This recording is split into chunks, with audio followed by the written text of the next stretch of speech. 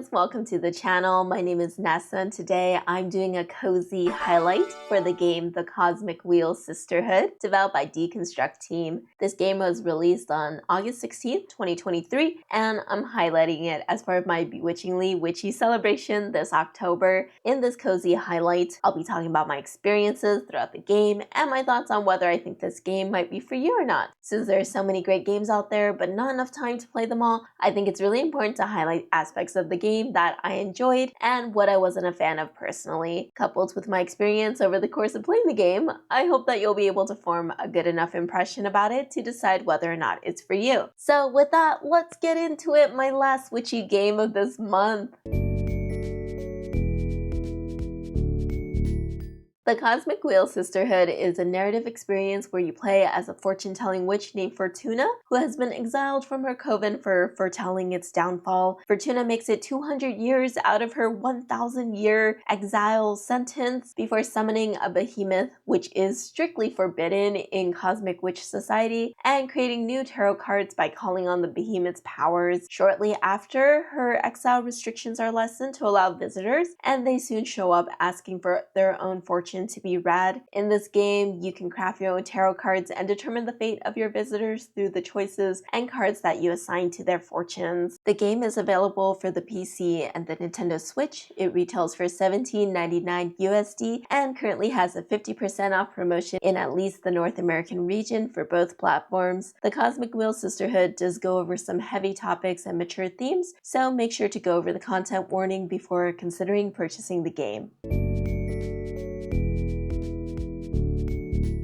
I played this game for 4.3 hours and completed the game before making this cozy highlight. I wasn't sure what kind of game I was getting into when I started, but the visuals pulled me in right away. Just the way that the behemoth Abramar climbs up the asteroid house is just so beautifully animated that I was so curious to where the game was gonna take me, as I couldn't really visualize what I would be doing while in isolation on an asteroid for the next 800 years. Luckily, things started rolling as the consequences of the choices that you make start materializing. I was already hooked and wanted to play the game until the end. Once I realized that there was a lot going on with this game, I love being able to create new tarot cards and reading my visitors' fortunes. I really enjoyed my experience with the game and would love to talk about the things I liked and what I wish the game did differently.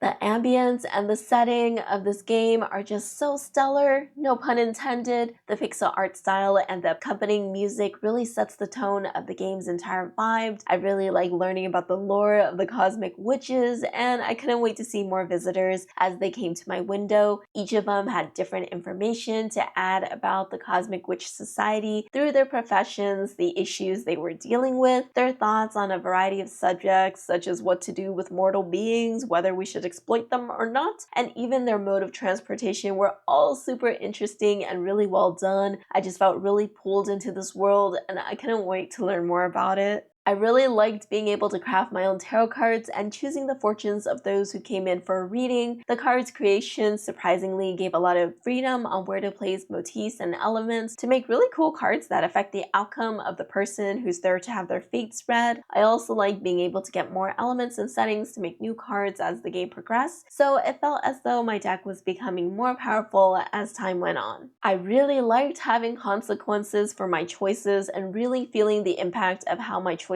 affected the outcome of the game. It makes me want to go back and see how different choices will change the experience and change what the ending is. I also want to see if the cards that I make actually change the choices that I have throughout the playthrough, because whenever you shuffle your card before drawing it to tell someone's fortune, the card shuffling is random, so you definitely could get a lot of different outcomes just doing that. I like that the gameplay loop does not stay stagnant throughout the entirety of the game. It does evolve where there are new things to do during the day cycle, which includes talking and reading the fortune of visitors, and then even running a whole political campaign. I seriously don't have too much that I wish were different. I would just love to have more card spheres, which are the backgrounds, arcane, which are the main focus of the cards, and symbols, which are the additional decorations you can put on the card, and being able to change colors for the different elements would just be so cool. The game already gives you so many of these things, so it wasn't like I was lacking the ability to create creative cards. I just really like creating cards, so I want the ability to create even more of them.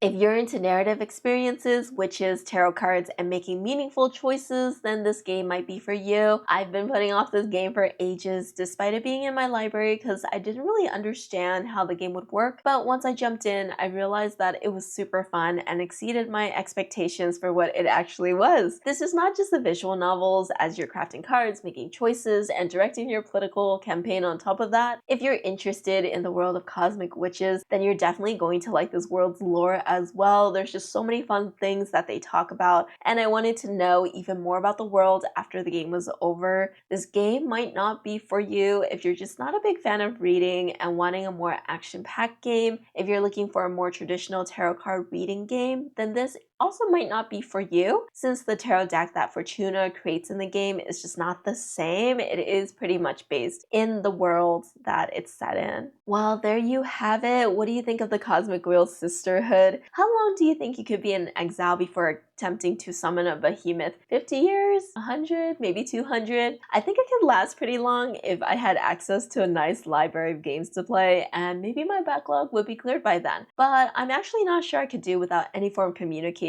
with people for too long. Of course, if you like what I do and you want to see more, please consider liking and subscribing for more content like this. It'll really help out the channel, and hopefully more people will be able to find me. I have Vanessa, and I'm going back to shaping the fate of my coven through my divination powers. So this has been a cozy highlight. I'll see you in the next one. Bye!